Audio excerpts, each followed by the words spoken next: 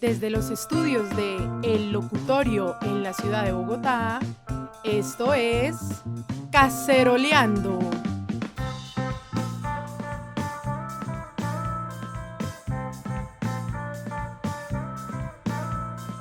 Bueno.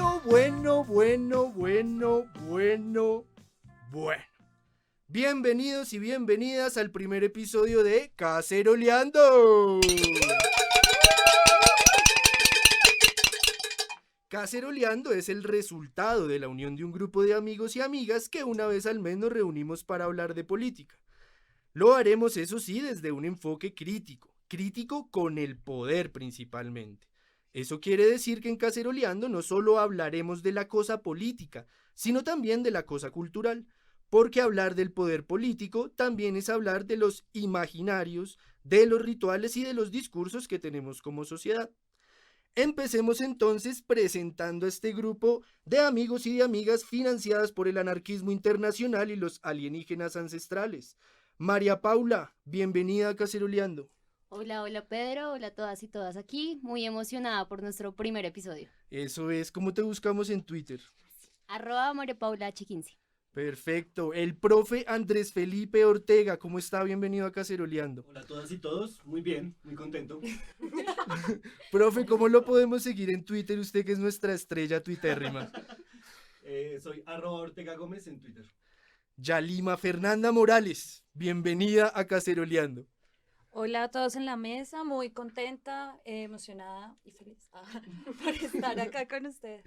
Me pueden buscar en Twitter como @YalimaFernanda. Muy bien, Manuel, bienvenido a Caceroleando. Buenas, viejo Pedro. Muy chévere de estar acá, muy contento. Y bueno, como dijimos, venimos fue a cacerolear información, ¿no? Eso es. ¿Cómo lo buscamos en Twitter, Manuel? Me encuentran con el @MRGómezT. Muy bien. Mariana Muñoz, ¿cómo estás? Bienvenida a Caceroleando. Hola a todos y todos, saludos feministas y antirracistas. ¿Cómo te buscamos en Twitter, Mariana? Mariana C. Munoz.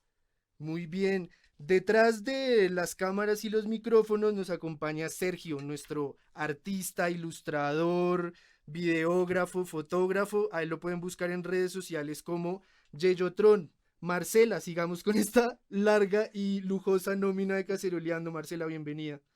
Buenas tardes a todos, a todas y a todes. Contenta de estar aquí, como decía Manuel, feliz de poder seguir caceroleando. Marce, ¿cómo te buscamos en Twitter?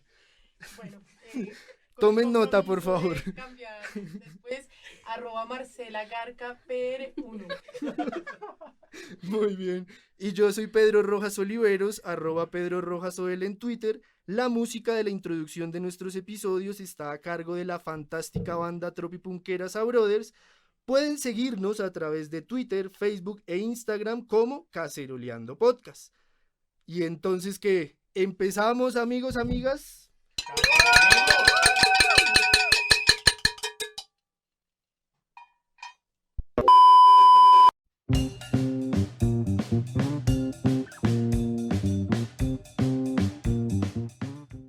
Hay que leer el paro del 21N y las reacciones posteriores, recordando lo que ha significado el proceso de paz en la apertura democrática de Colombia. No estamos ante una manifestación espontánea, esto viene de tiempo atrás, es parte de una lucha por ampliar el espacio de la democracia en Colombia. Esta posibilidad se abre con el acuerdo de paz, los resultados para la Colombia humana de las presidenciales de 2018, la consulta anticorrupción o la llegada de nuevos alcaldes y alcaldesas de fuerzas alternativas. Esto lo decía semanas atrás María Ángela Robledo a un diario español que la interrogaba sobre las razones que habían motivado el paro nacional. Esta visión de la excandidata a la vicepresidencia contrasta con otros relatos en torno al 21N, como la teoría aquella conspiranoica del enemigo externo, según la cual el gobierno es víctima de una conjura anarcocastro-chavista internacional, o el relato del enemigo interno de Germán Vargas Lleras, o más reciente de Claudia López, quienes haciendo gala del más rancio estilo de hacer política, cuestionan la movilización social diciendo que está infiltrada por actores armados. ¿O qué tal el relato es hegemónico de los medios que explica la movilización social por medio de su descrédito, reduciendo toda protesta al vandalismo, el desorden, el caos, la violencia? Se nos metieron al conjunto. Hoy en Caceroleando hablamos sobre el paro nacional. ¿Qué fue eso que motivó a miles de personas a salir a las calles el 21N? ¿Qué puede pasar con todo esto en el 2020? ¿Estamos ante la primavera colombiana, como han dicho algunos optimistas? ¿O el 21N fue nada más flor de un día?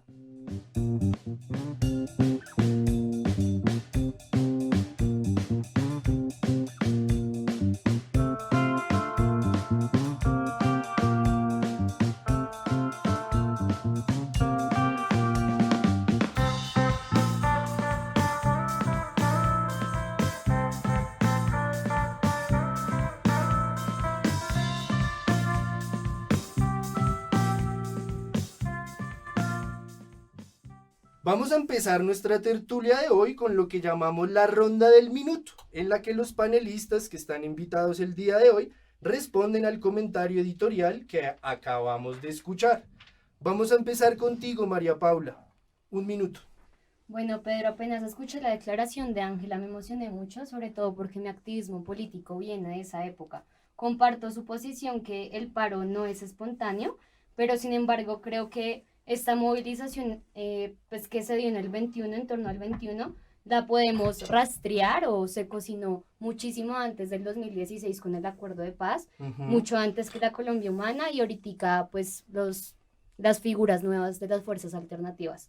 No hace falta recordar por qué emergieron las guerrillas, precisamente porque no había un espacio en lo político, o qué fue lo que pasó en el estado de sitio. Entonces creo que la apertura democrática en Colombia se ha pedido por décadas, pero ahora el carácter de la movilización y los sujetos que participan en la misma son distintos, mientras que antes pues los pobladores urbanos no participaban tanto en las demandas, ahora es distinto.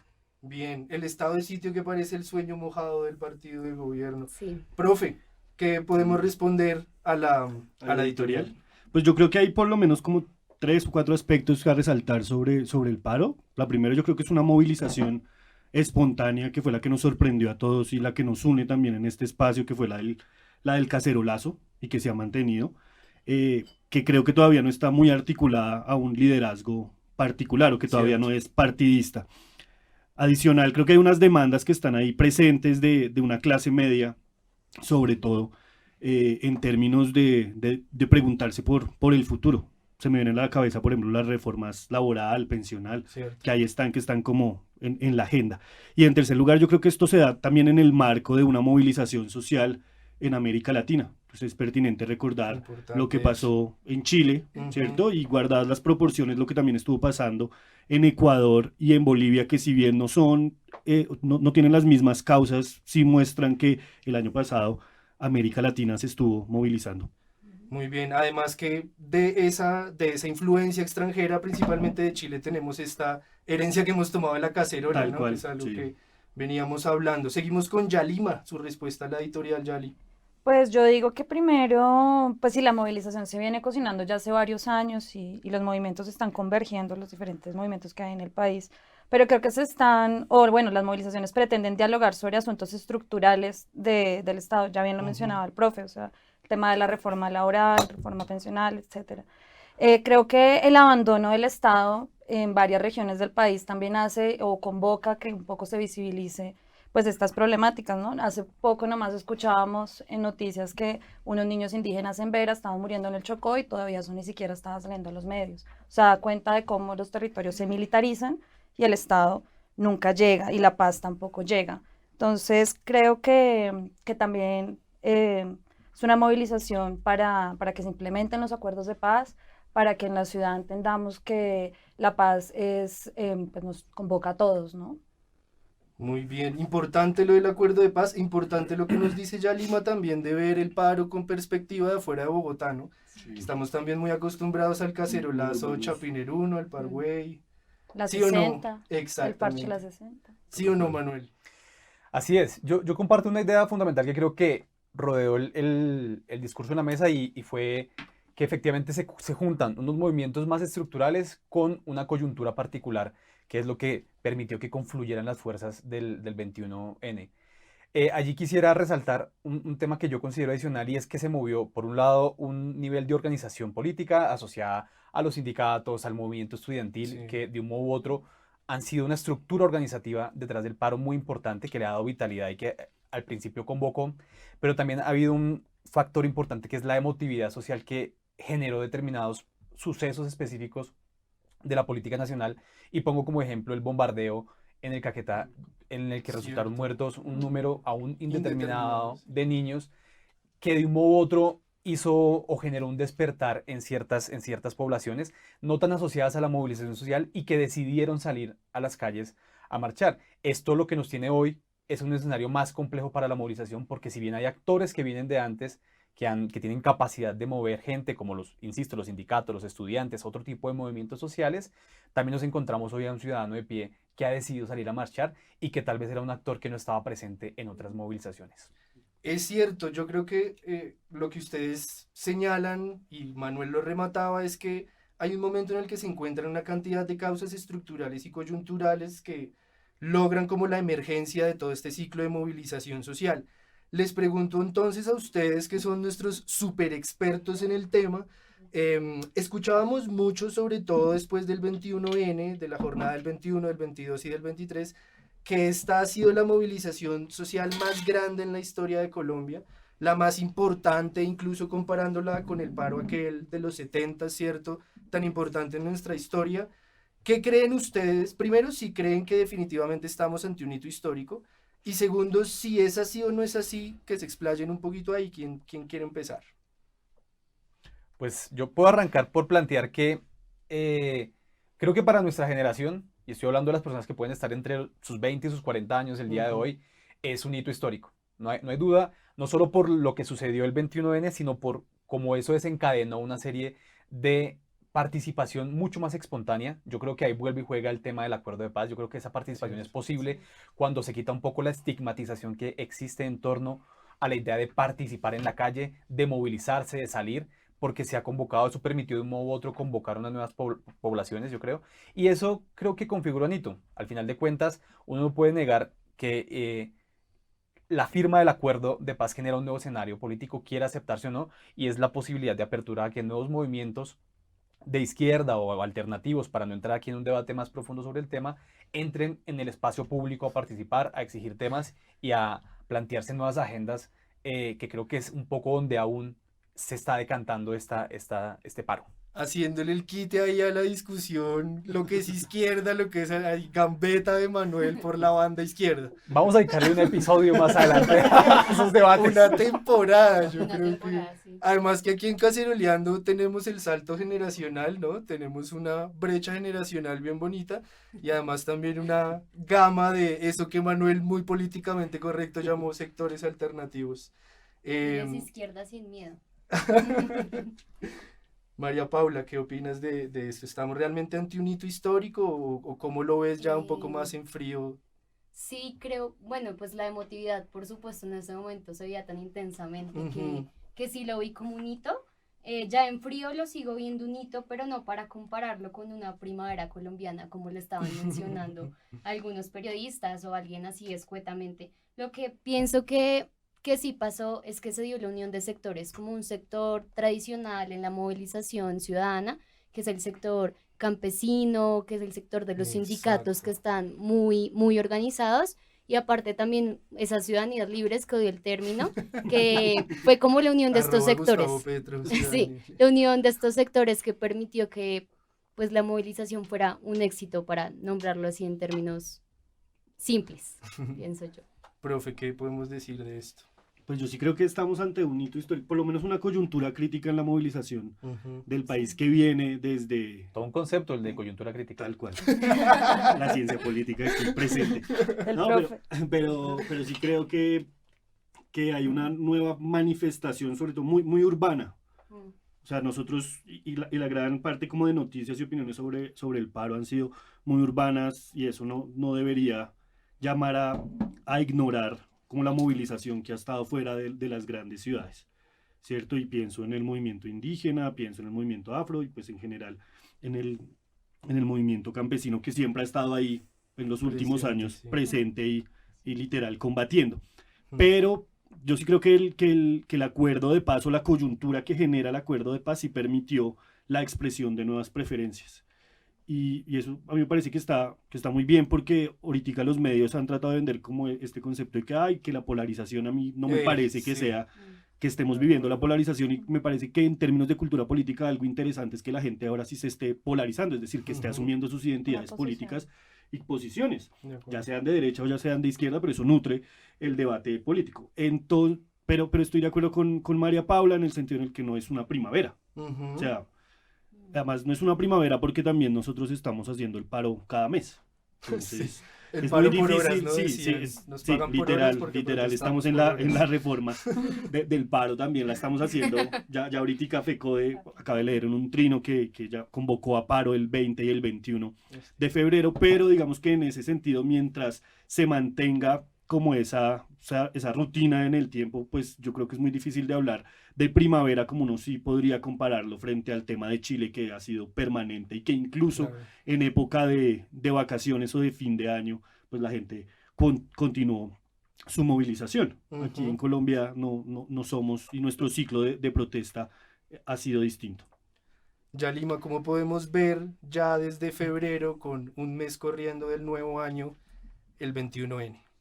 No, pues yo sí creo que ha sido histórico. Obviamente responde a procesos dentro de las movilizaciones y de las negociaciones que también hacen las bases, de ese diálogo que se hace con el territorio y la ciudad, para mí un poco.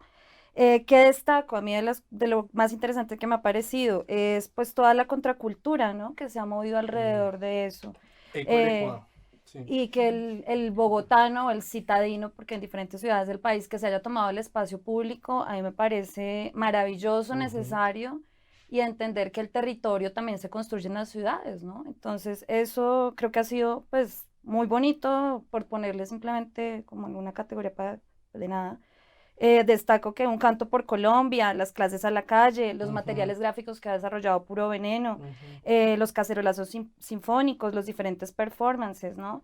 Incluso, por ejemplo, las plazas que luego se rebautizaron como Dylan Cruz, ¿no? O sea, Sí. todo eso hace parte de cómo yo como ciudadano me estoy involucrando con lo que está pasando alrededor. En cuanto a eso, sí, creo que es que movilizarse y mantenerlo es difícil, ¿no? Entonces, pues creo que sí es un compromiso que todo ciudadano preocupado debería hacer. Y creo que parte de este ejercicio que hacemos nosotros es un poco aportar contenidos para ponernos en diálogo. Creo que algo muy importante es que como sociedad empecemos a dialogar y que realmente se venga a condenar ya de una postura más seria la violencia en la política, ¿no? Que Ujú. la muerte de líderes sociales es eso, que los genocidios políticos que está pasando ahorita con las FARC es eso, que ya lo repetimos en OP. Entonces, un poco como que construyamos un diálogo histórico común, ¿no? Y que sea un diálogo amplio. Yo creo, quería ampliar solamente para lo que decía Yalima, con dirección a que este espacio nace de esa necesidad. Yo creo que Caceroleando va en esa dirección, y la idea es que nos vamos a plantear de aquí debates Exactamente. que van a ir surgiendo. Creo que el paro, al final de cuentas, puede ser una excusa para abrir nuevos escenarios de diálogo en la Ujú. sociedad. Sí, Al final de total. cuentas es tal vez no solo lo que congregue la movilización o lo que esa movilización produzca posteriormente en algún impacto electoral, si es que así alguien lo pueda leer, pensándose en una lectura a más mediano plazo, Ujú. sino que nos permita realmente pensarnos nuevos escenarios de diálogo, ejercer, digamos, la ciudadanía desde espacios distintos a los medios tradicionales de comunicación, a la participación en los partidos políticos tradicionales, como para poner algunos ejemplos, sí, y que permita abrir espacios para charlar de esos temas de los que hablaba Yali hace un instante, ¿cierto? Líderes, las FARC, el proceso de paz Ujú. y una cantidad de temas que están ahí sobre la mesa y sobre los que hay que seguir caceroleando. Falsos positivos. Falsos. Pues, ustedes hablaban de un elemento muy importante y es la transversalidad, ¿no?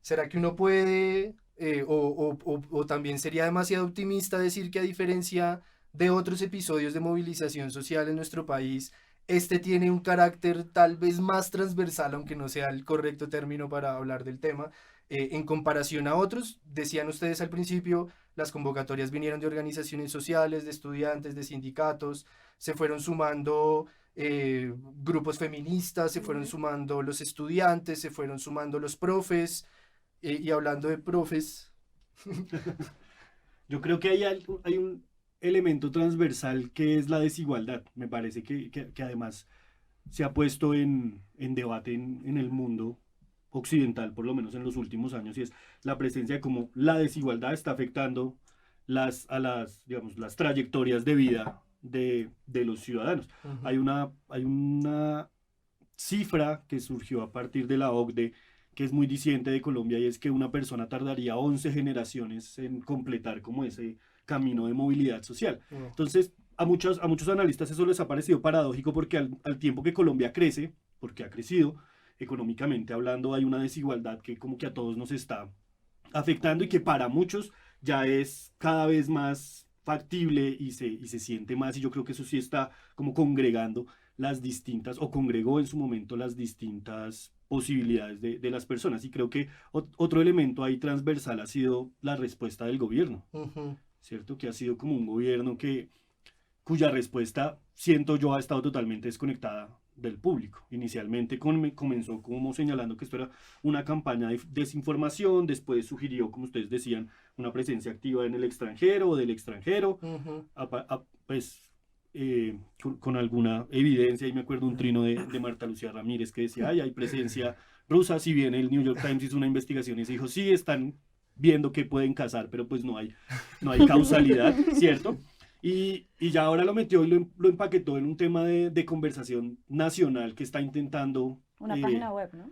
captar la agenda, aunque ellos ahí ya están tratando es de capturar la agenda para decir nosotros estamos resolviendo esos temas, pero yo siento que el gobierno ha sido, o sea, como un convido de piedra, no está muy claro en qué es lo que está respondiendo, y además lo que responde es en clave de partido y no en clave de gobierno, o sea, no en Eso clave es de muy construir importante, sí. país. Responde, nos están atacando, nosotros vamos también, no está ahí quejido del presidente de llevo 18 meses y me han atacado como si fuera 18 años, pues sí, desde el día 2 te vamos a estar cuestionando, porque No se ha del presidente, posesionado. independientemente el que sea, se esperan que hagan cosas, y pues la crítica Pues es que no puede ser la es respuesta del natural. mandatario. Sí, estoy Sí, de acuerdo. no es- Creo que ha sido ahí ese elemento Les transversal. propongo que hagamos una cosa. Han dejado aquí en las últimas intervenciones sobre la mesa varios asuntos interesantes. La respuesta del gobierno es una, pero en general les propongo que hagamos una pausa. Y en la segunda parte de la tertulia hablamos de las perspectivas del paro, ¿cierto? De lo que puede pasar, de la respuesta del gobierno que venía comentando el profe. Y mientras tanto, vamos a escuchar una de las secciones de Caceroleando. Y ya Lima nos va a contar de qué se tratan estas píldoras para la gastritis de la memoria. ¿Cómo es que se llama, Manuel? Me corchó. Píldoras para la amnesia. Porque yo la primera vez les puse píldoras contra la somnolencia colectiva. No, es contra la amnesia. No, No. es cápsulas contra la anestesia colectiva. Hace más de 5 siglos que los vagos del gobierno arribaron del infierno en los barcos de un pirata, con lepra, curas y ratas, a llevarse sin pagar oro, plata y reficar, agua, tierra, pan y leche, y a lavar con no de breche las lucas en Panamá, que los mantenga su madre patria. Es cápsulas contra la anestesia colectiva. ¿De lo qué hemos se tratan denominado. estas cápsulas, Yali? Bueno, pues a propósito de eso, de construir un relato y de escucharnos desde múltiples lugares, hemos querido retomar un audio de un líder indígena y también senador del Partido Maíz, Feliciano Valencia, con relación a las demandas desde el mundo indígena al gobierno de Iván Duque en el marco de las movilizaciones y en correspondencia pues con la implementación de los acuerdos de paz y la financiación de la paz, ¿no? Que sabemos todos que está además desfinanciada y no es prioridad de este gobierno, por lo menos hasta el momento. Para mencionarles, pues bueno, el movimiento indígena dice que en Colombia sigue ocurriendo un etnocidio, le llaman también un genocidio cultural, principalmente en Cauca, Nariño y en Chocó. Según la UNIC, entre el 7 de agosto del 2008 y el 5 de noviembre del 2019, se han dado un total de 18.956 agresiones a los derechos humanos de los indígenas, 134 homicidios, 49 afectaciones al territorio y 504 amenazas. Bien, vamos entonces con la cápsula. ¿Les gusta Belandia? ¿Han escuchado Belandia? ¿Les Por gusta supuesto. Belandia? Bueno, pues Belandia invitado a hacer la cortina de nuestra sección de las cápsulas. Su madre patria que los mantenga, su madre patria. Vengo con este merengue para decirle al policía. Democracy Now! Habló con el senador colombiano Feliciano Valencia, ganador del Premio de la Paz de Colombia en el año 2004 e histórico líder de la comunidad indígena Nasa. Comencé preguntándole cuáles son las demandas de los pueblos indígenas y qué piensa sobre el anuncio del presidente Duque de abrir un espacio al diálogo social. Buenos días, un saludo muy fraterno a todos ustedes, a toda la ciudadanía que nos escucha. Los pueblos indígenas hemos planteado que en el marco de la Constitución Política de Colombia se fortalezca la autonomía de los pueblos indígenas, se respeten los gobiernos propios, se conserve la cultura, se cumplan los acuerdos que el gobierno o los gobiernos han pactado con los pueblos indígenas y se detenga la matanza que históricamente ha azotado el departamento del Cauca. Senador Valencia, desde que se firmó los acuerdos de la paz en Colombia, ¿cuáles han sido los problemas que han tenido los pueblos indígenas en términos del gobierno, de represión de parte del gobierno? El primer asunto es que se firmaron los acuerdos y a último momento se incluyó el capítulo étnico de negros, campesinos e indígenas. Ahí nosotros planteamos los asuntos que nos preocupan a nosotros, los temas que se deben tener a la hora de la implementación de los acuerdos de paz y una estructura, una comisión de alto nivel para que le haga seguimiento al capítulo étnico y a los acuerdos de paz. Para nosotros es muy importante que los acuerdos de paz se cumplan, porque ahí hay muchos temas que podrían ser solución a los asuntos estructurales que agobian a los pueblos indígenas, como es el tema de tierras, punto número 1, el punto número 4, sustitución de cultivos de uso ilícito, y el punto número 3, que es la reivindicación o la reparación a las víctimas del conflicto armado. Por eso alegamos siempre que los acuerdos de paz se cumplan como se firmaron, no se dilate más, se le asignen los presupuestos que este acuerdo de paz necesita para que avancemos en la paz. Ahora, un error grave del gobierno Duque es que cuando las FARC se retiró de las regiones que controlaban ellos, el gobierno no llegó con inversión, no llegó con apoyo, no llegó con soluciones, no copó el Estado esos territorios y al dejarlos sueltos nuevamente están siendo copados por otras estructuras criminales. Bueno, venimos de escuchar a Feliciano Valencia y pues básicamente lo que encontramos es un poco las ideas que aquí venimos hilando, obviamente desde la perspectiva del movimiento indígena y de la trayectoria de este líder que ha sido muy importante no solamente en este ciclo de movilización social, sino en general en las demandas del movimiento indígena desde el Cauca. Básicamente lo que nos dice Feliciano, no sé si ustedes tienen la misma impresión, es que hay un camino que es el mismo que nosotros veníamos trazando, en el que venimos de un ciclo de movilización social impulsado por los acuerdos de paz y una ciudadanía que está disconforme, por supuesto, con un gobierno que tiene unos porcentajes de desfavorabilidad altísimos, pero que principalmente está encontrando que es un gobierno que no tiene proyecto de país.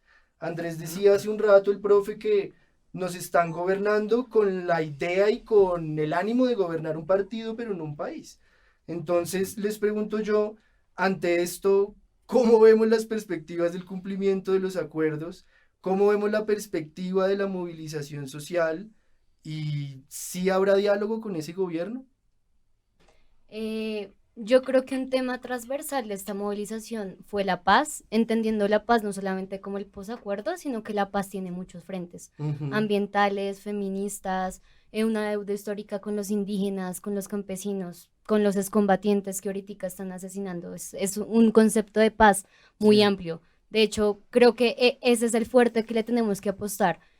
Hay nuevas demandas, juntar demandas antiguas con estas demandas nuevas, pero apostándole al tema de la paz, que nos están matando, nos están cumpliendo los acuerdos, no sé, toca revivir las vedurías en el tema de paz, toca revivir el movimiento estudiantil en torno a los temas de paz que nació en el 2016, toca movernos, toca hacer algo. Esa sería la bandera que podría unir en tanta transversalidad, que podría articularla, los Sí, acuerdos creo que de sí, paz. la paz. Sí, La paz. implementación. La La implementación de los acuerdos yo sí creo que debe ser como una suerte de imperativo, no sé, ético o político Sí. que reúna ahí sí creo a los sectores alternativos de izquierda, sí, para seguir con La esa ciudadanía. discusión. Entre otras cosas porque este gobierno se montó al poder con una fuerte crítica a los acuerdos de paz, Cierto. le pone el matiz con el tema de paz con legalidad, eso Ujú. no es inocente, digamos, ese apellido que le pone a la paz tiene una connotación clara, e incluso miembros del partido hablaron siempre del concepto de hacer trizas los acuerdos de paz. Sí. Esa idea no se ha perdido,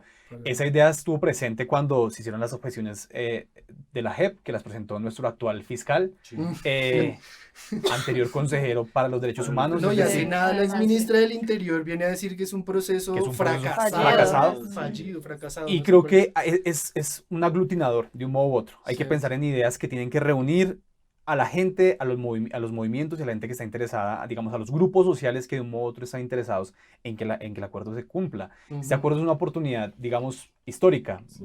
Tal vez uno ahí puede caer en usar la palabra sin mucho sentido, pero en esta ocasión lo es, sin lugar a dudas, porque estamos hablando de la posibilidad de sentar las bases, no solo para la desmovilización de un grupo armado, sino para, no sé, generar mayores niveles de equidad en lo rural, para poder definir algún nivel de reforma agraria o de modernización de la estructura de la propiedad agraria en el país, sin contar de pronto temas como la ampliación del espectro de participación política, de que más personas se vinculen de forma activa en los movimientos sociales, en los partidos políticos, que realmente se revitalice la democracia de maneras que de un modo u otro lo que nos muestra la gente en la calle es que no está funcionando, ¿cierto? Esa Ujú. democracia está un poco a la deriva, existe mucho nivel de descontento con la forma como funcionan las cosas y de un modo u otro este podría ser un aglutinador, la paz como una cantidad de semillas que se pueden sembrar en varios frentes de la sociedad, por llamarlo de alguna manera. No sé si vieron una noticia, bueno, empezó a circular ayer con, digamos, más fuerza, y era creo que una noticia del Espectador donde dice que una encuesta menciona que los estudiantes o los Sí. jóvenes, no me acuerdo la categoría que usa, le creen más a sus profesores y a sus universidades que al gobierno. Sí. Confirmo. Exactamente. Creo que en esta mesa varios confirmamos que hay más credibilidad. Pero creo que eso también va mostrando eso, una cantidad de espacios abiertos y estructuras de oportunidad hacia donde la movilización debería dirigirse, ¿no? A mí me gustaría introducir en ese momento del debate un concepto que creo que está muy presente en el análisis de medios, que es todo el tema de la narrativa y la pelea por la narrativa, porque ahí estamos hablando casi de dónde están las ideas hegemónicas, quién las mueve. Ujú. Por un lado ha habido un gobierno que todo el tiempo ha intentado minar la movilización social, digamos, con la ayuda de medios que siempre van a poner por encima todo el tema del vandalismo, de la violencia, La así sean hechos movilidad, aislados, así sí. sean, digamos, lo mínimo, frente a un discurso que creo que aún no se construye por completo, que es el del Ujú. paro, ¿cierto? Creo que ahí todavía hay una disputa muy grande que es, por llamarlo de alguna manera, la disputa del sentido Ujú. de lo que está sucediendo y donde se van a debatir muchas ideas. Tenemos un gobierno que, al final de cuentas, permanentemente puede recurrir a los mensajes más fáciles, más digeribles, a poner a la persona que no puede llegar a Transmilenio y decir pobre, la persona, la señora que va de un lado al otro de la ciudad, y ese mensaje cala, porque Sí, le claro. pega más fácilmente a una cantidad Ujú. de personas que ven la noticia, pero lo que sí está siendo difícil de construir es el mensaje del paro, o de la movilización social, o de esto, de lo que estamos hablando, ¿cierto? ¿Qué dirección le damos? ¿Qué sentido le damos? ¿Y por qué, de un modo u otro, esto representa una ruptura o una posibilidad de abrir la democracia? Ahí hay un tema. Orlando Falsborda decía en un libro que escribió sobre acción colectiva por allá en los 80s, le decía a los movimientos sociales y a los que él llamaba movimientólogos, es hora, que es una frase muy de los 70, ¿no? Es hora de pasar de la protesta a la propuesta. Como que hemos estado en unos ciclos de protesta muy fuertes, pero la propuesta, no, se nos ha escapado ya, Lima. Yo creo que sí, obviamente es evidente, no solo en Colombia, también en Chile y en otros lugares, el tema de que los medios hegemónicos no muestran la espontaneidad ni lo que está realmente surgiendo, ¿no? Y la repetición, pues, de lo del vandalismo, ¿no? También tiene que ver, entonces, pues con cuánta frecuencia usted me está mostrando eso, los vándalos y criminalizando la protesta social y que la ciudadanía pues reclame, ¿no? Que pida un diálogo permanente con el Estado. En ese sentido, pues volvemos a lo mismo. La generación de contenidos hace parte del llamado a la acción y del converger ahí, poder dialogar, ¿no? Pues sí, eso por un lado, sí, los medios nunca están a la altura, desafortunadamente. Es que hasta vaciaban de contenido las actividades, ¿no? Lo que hablábamos, profe, una vez del titular del Espectador, si la memoria no me falla, sobre el concierto que se dice. Caracol, que el día, eso fue el domingo, ahora 8 de diciembre, 8 tal de vez. diciembre, Sí. tal vez, sí, que era el concierto ahí por la movilización y ellos titularon un concierto por la paz. Sí, yo creo que el rol de los medios de comunicación en particular y de la opinión pública en cómo nos van señalando una narrativa ha sido o es objeto de análisis y lo hemos criticado muchas veces y además se basan también como en una relación que tienen muy fuerte con la narrativa que intenta poner el gobierno. Yo creo que hay medios importantes como este combo de 070 y los mismos de Presunto Podcast, que ojalá nos sigan y nos recomienden. Y ahora los de Caceroleando. Y ahora los de Caceroleando, no, pero ellos sí han No llamado tan la buenos atención como los de sobre- Caceroleando, sobre- tampoco. sobre cómo esa narrativa se Sí, impone sí, sobre sí, la sí, base de un mismo discurso, que es el discurso del vandalismo, y de unas reformas que eran mentira. Y resulta que las reformas ya en 2020 se están concretando. Por lo menos hay ideas de que lo querían hacer. No fue gratuito en esa entrevista de Alicia Arango, que estaba saliendo del Ministerio del Trabajo para ponerse ya la camiseta de ministra del Interior, pues que ella es la que tiene que pedalear esa reforma en las legislaturas de este año.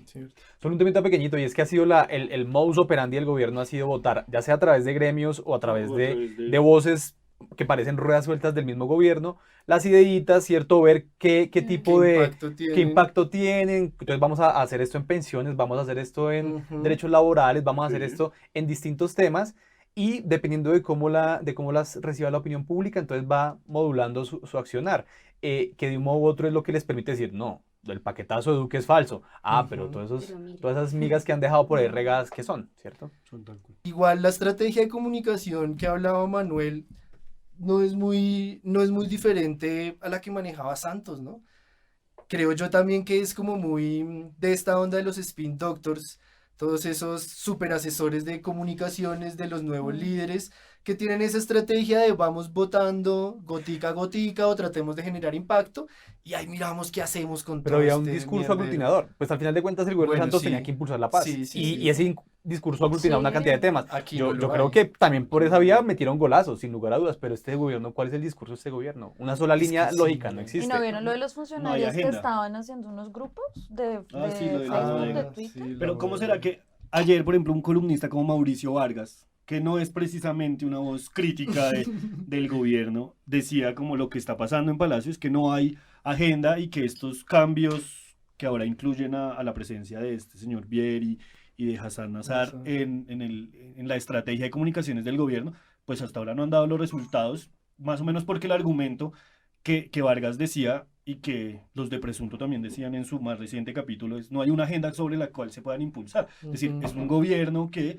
no parece, o sea, sí, evidentemente hace cosas, pero no es incapaz de comunicar de forma clara qué es lo que quiere y lo va haciendo es por esa vía, que entonces uno tiene que estar es pendiente de lo que hablan 4 o 5 actores políticos, ministros, consejeros, bla, bla, bla, pero sin que a uno le vayan marcando cuál es esa agenda o ese proyecto gubernamental que el presidente por lo menos quiere defender. Todos lo sabemos, pues porque es clarísimo por su partido, pero no por lo que él quiera hacer o pueda hacer.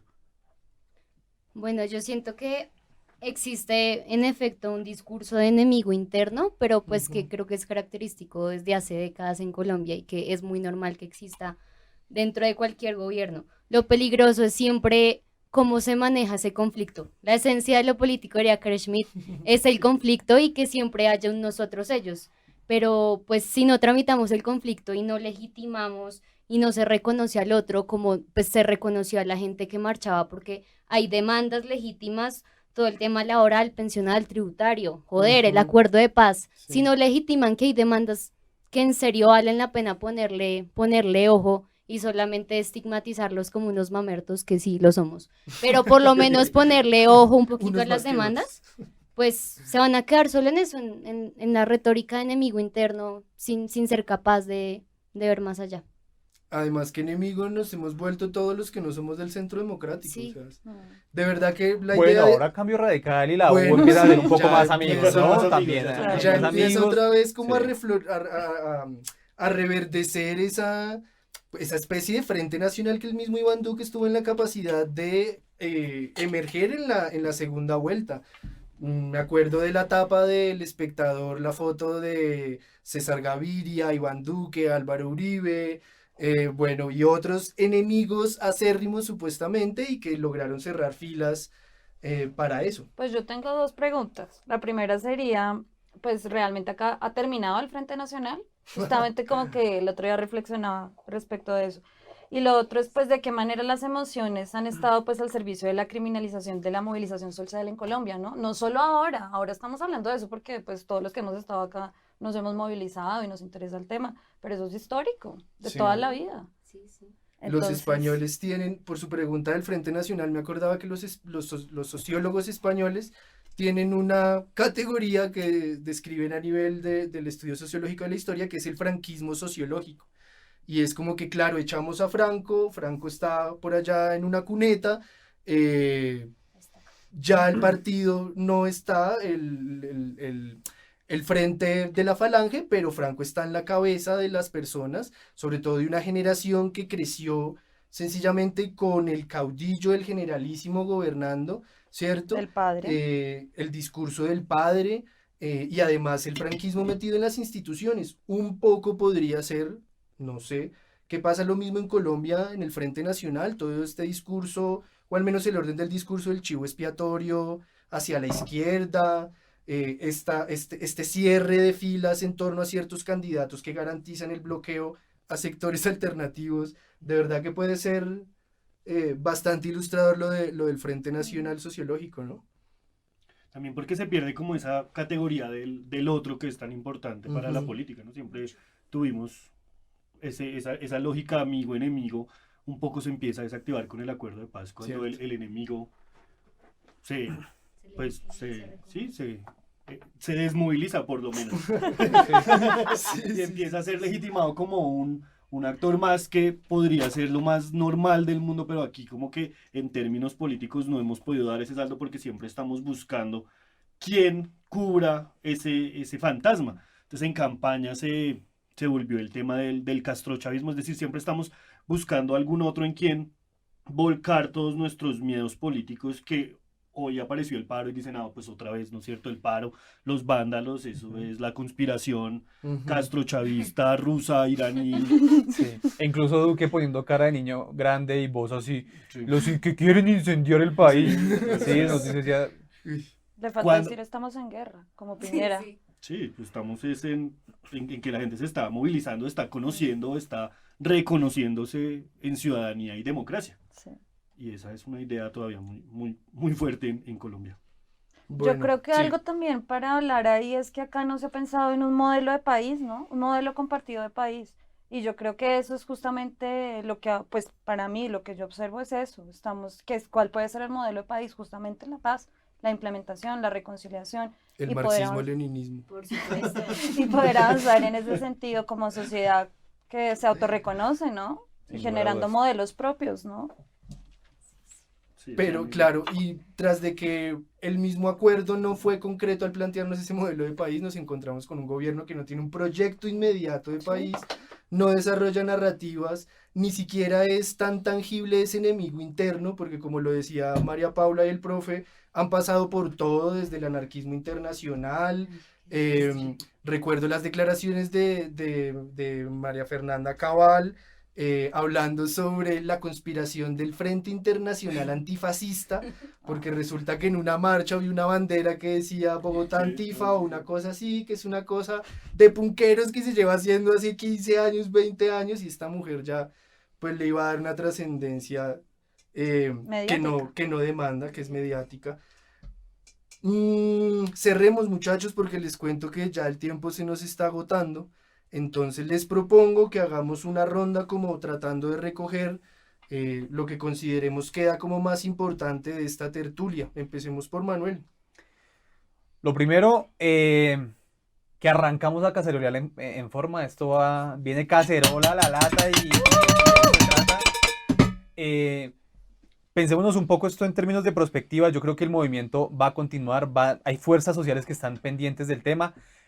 Cosa contraria, creo yo, con esa participación masiva ciudadana. Eso aún está por verse, creo que ahí aún todavía se define, porque al final de cuentas la movilización exige organización social, política, intereses comunes.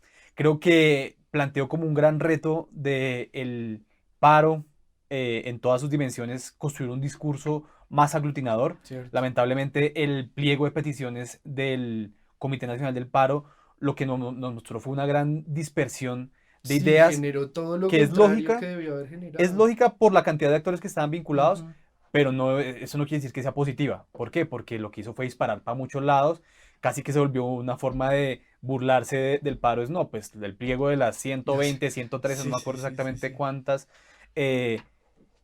peticiones allí.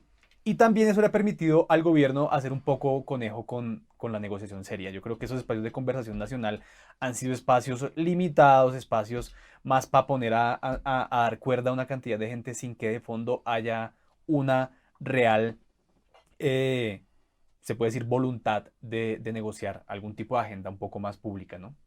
María Paula. Bueno, pues mi bandera y ojalá que sea la bandera de todos y todas es la paz. Según la CINEP, los últimos años los pobladores urbanos han participado mayormente en las movilizaciones sociales. Antes, como el sujeto tradicional, según Marx, la clase predilecta para el cambio social eran los obreros. Pues bueno, ahorita hay muchos sujetos. Espero que los estudiantes este año pues reventemos la ciudad, no mentiras, no vamos a quemar nada. Es cierto, No hemos podemos. hablado hoy muy poco de los estudiantes, siendo que han sido un fogonazo muy importante para Totalmente. todo lo que ha venido pasando. Sí, y es bueno reconocer la movilización estudiantil en Colombia, viene muy fuerte Sí. desde los 70s. Ahorita siempre es un movimiento en constante renovación, siempre con algo del Saludo a los amigos morir, pero es un movimiento fuerte. Los estudiantes somos muy pasionales, muy organizados, desorganizados para algunas cosas, pero con mucho potencial. Entonces, esperemos que los estudiantes hagamos muchos cambios en este país. ¿Y el profe qué dice de los estudiantes? Que sigan parando. Hay que seguir parando y los profes seguimos apoyando, ¿no? De hecho, algo bonito que sucedió en el paro es que un combo de profes se juntó y formaron un grupo en el cual yo estoy, que se llama Profes al Paro, que lo que han dicho es vamos a apoyar y a seguir movilizándonos, porque razones para movilizarnos existen y seguirán existiendo este año. Yo creo que esa es como mi conclusión de este primer Caceroleando, es las motivaciones siguen, y la agenda sigue del paro y vamos a tener que seguir movilizándonos, ya sea en las formas tradicionales que hemos conocido de movilización o unas nuevas, porque siento que las demandas ahí están pendientes, es decir, no ha cesado el asesinato de los líderes sociales, se sigue haciendo agua la implementación del acuerdo de paz al tiempo que el gobierno afirma internacionalmente que todo va bien, cuando no va bien, es decir, y sobre todo recursos y sobre todo algo que para quienes estamos trabajando o en busca de trabajo nos altera un poco, es esa reforma laboral y pensional. Nos da suficientes herramientas para sugerir que la movilización sigue, y algo que es importante entender es que va a seguir y está siguiendo, ¿no? Que haya parado en Bogotá y en Medellín y en las grandes ciudades no significa que la gente haya parado. La gente se sigue movilizando, la gente sigue resistiendo y bueno, seguiremos. Es cierto. Yali. Pues yo creo que en el corto plazo tenemos que tener en cuenta que ahora viene en marzo la movilización de las mujeres, la Minga indígena, y asimismo se van a seguir articulando diferentes fechas, ¿no? Ya mencionaban también lo de FECODE ahorita para el veintitanto. Entonces sí, creo que el colombiano en general ha puesto el diálogo en ejercicio, pues el diálogo en la política. Eso ha sido muy importante. Creo que la solidaridad, la sororidad y la empatía con las diferentes ciudadanías que componen a esta sociedad de hoy, Las ciudadanías libres. a estas ciudadanías libres, pues ese vínculo es muy importante, sobre todo si estamos hablando de reconciliación, de posconflicto, y si estamos hablando de un modelo de país, ¿no? Entonces creo que sí, eso es clave. Ya lo mencionaba Manuel, claro, las peticiones fueron pues un cúmulo interminable, pero yo diría que varias se podrían reunir, por ejemplo, en la prohibición del fracking, que no se permita la fumigación con glifosato, el cumplimiento de los acuerdos, la protección de las vidas de los líderes, no solo indígenas y afros, sino en general los líderes campesinos, estudiantes, demás.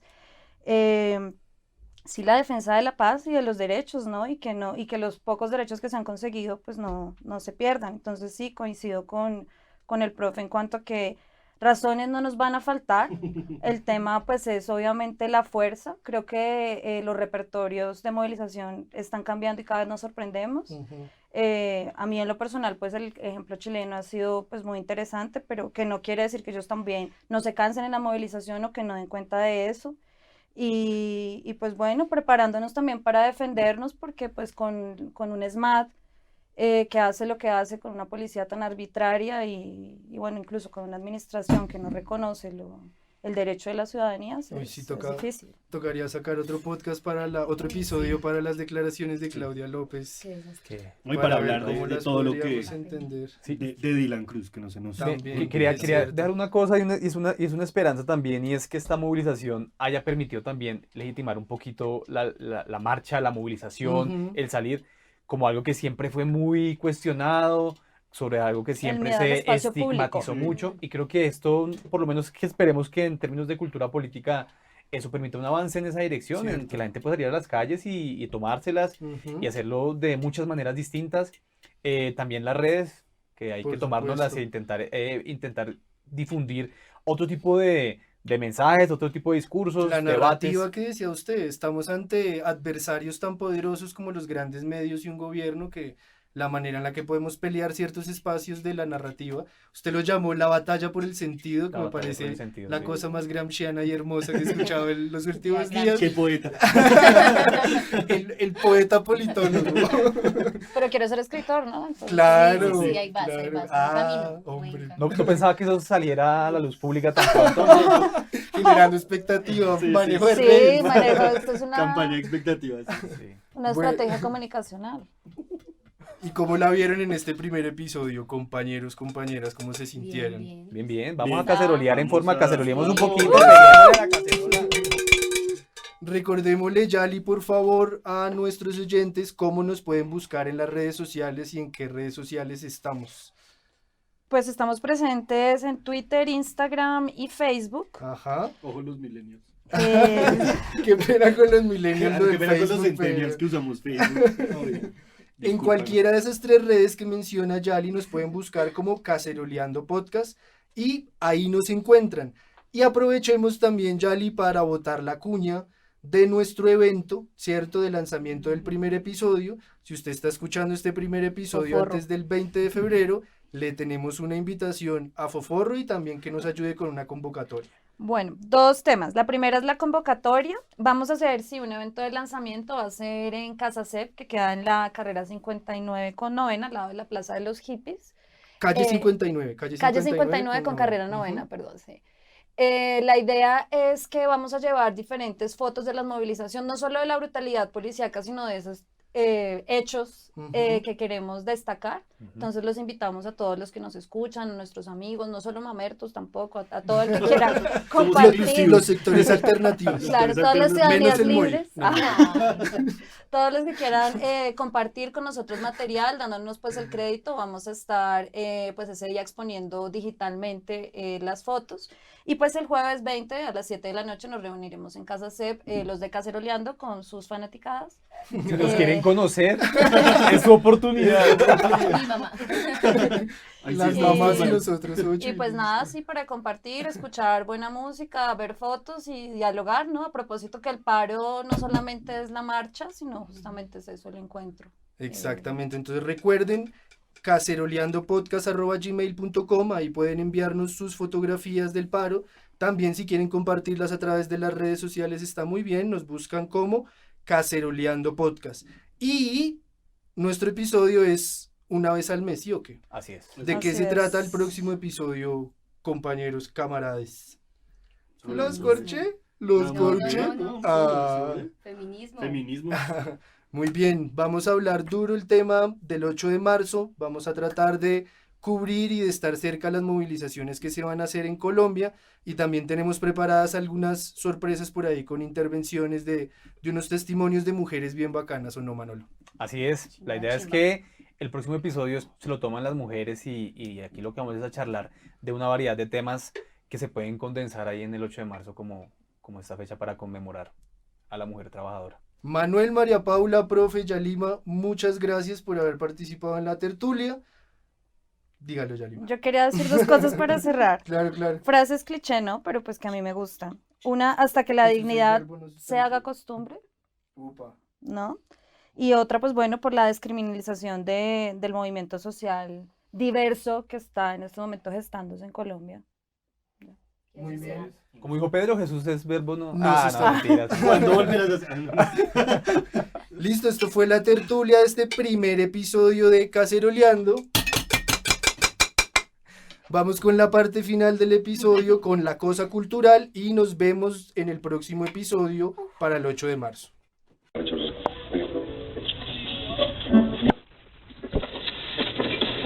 ¿Sufre usted de desinformación, conformismo o dolencias similares? Sí, señor. ¿Padece Néstor Moralitis, Viquisela, Julito no me cuelgue? Sí, señor. Caceroleando se escucha y el conformismo se alivia. Adiós conformismo. El conformismo le tiene miedo a la cacerola.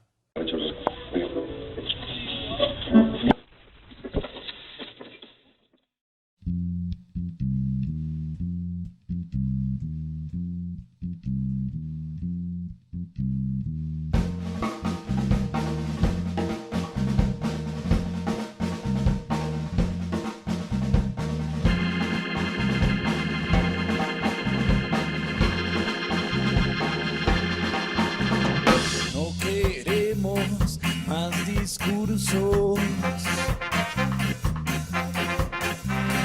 No queremos más control. ¿Para qué pagar impuestos? Bueno, venimos de escuchar a Los Elefantes, esta banda de ska bogotana que nos sirve como cortinilla para nuestra segunda sección del día de hoy, que se llama, bueno, antes de presentarles la sección, más bien empecemos por lo primero. Les voy a presentar nuevamente a Mariana Muñoz, miembro del equipo de Caceroleando. Hola, Mariana. Hola a todos y todas. ¿Qué tal escuchaste esa tertulia? ¿Aguanta o no aguanta tanto? Severa. Aguanta un montón. Bueno, Mariana, ¿y qué vamos a hacer de ahora en adelante en esta sección de la cosa cultural?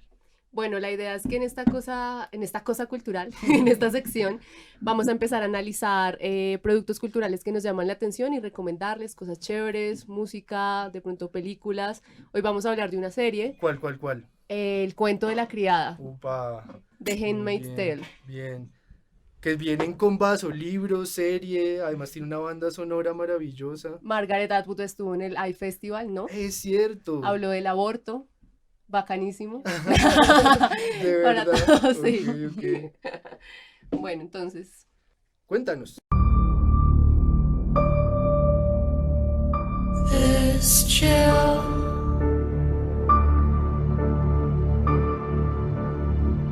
will live.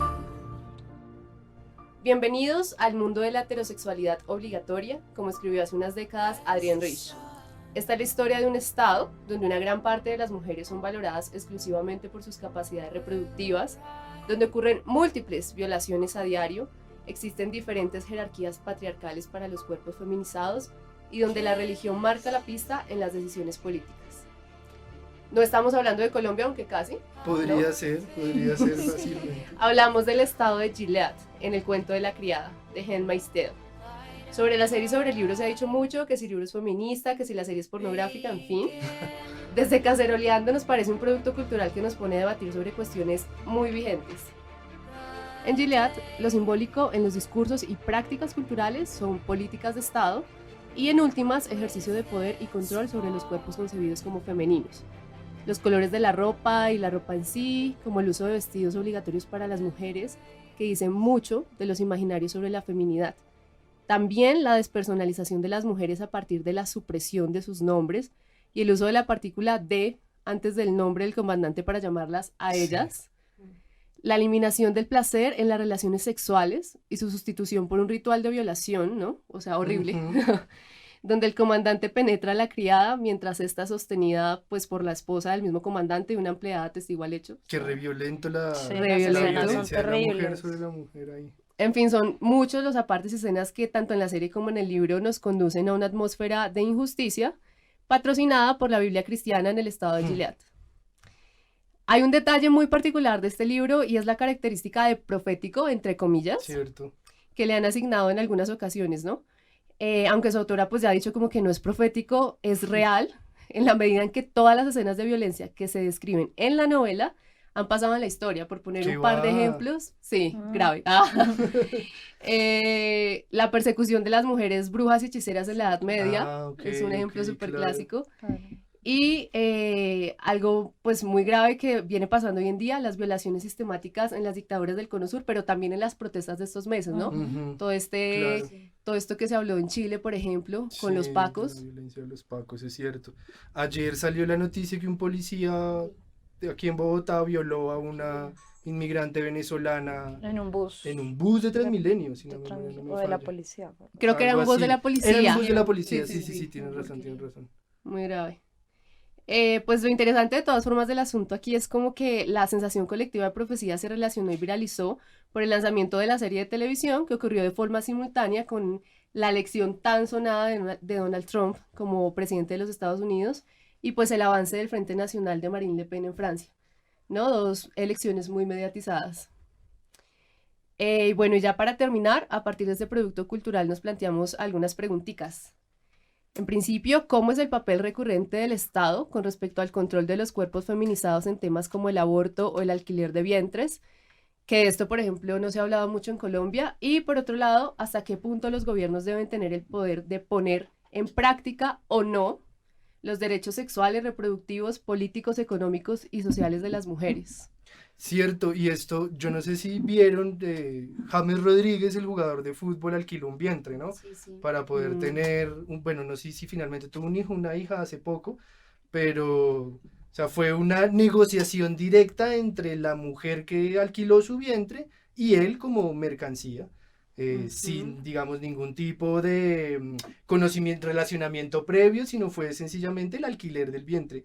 Que claro, no hay una violencia tan fuerte como la de la violación, la del acto de la violación, como lo plantea el libro y la serie, pero sí que lo pone a uno a pensar, como decías, Mariana, no tanto como en profético, sino en la realidad. O sea, ya hay vientres que están siendo maximizados en un sistema de producción para traer hijos, sin consentimiento Capitalizados. muchas veces, sin el disfrute del placer de la relación, con una cantidad de cosas muy poderosas. La mercantilización de todo, ¿no? Del cuerpo. Del cuerpo de las El cuerpo mujeres. es una cosa impresionante, o sea, por ejemplo, cuando hablamos de, pues no sé, varias teorías feministas que hablan del cuerpo como territorio y para entender el cuerpo también como un territorio que se ocupa, ¿no? Ujú, Y que se exactamente. mercantiliza, que tiene un valor, ¿no? Se explota, exacto. Allende decía que ni el cuerpo de la mujer ni los territorios son conquistas, sino que, claro, hay que transformar esa visión con la que siempre asumimos la espacialidad y la corporalidad. Ujú.